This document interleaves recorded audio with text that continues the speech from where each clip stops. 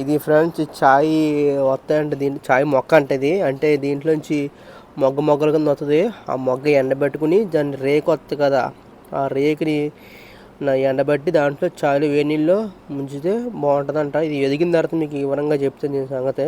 ఈ రెండు తెచ్చాడు కప్పెట్టాలి. ఇది ఆల్రెడీ చచ్చిపోయింది.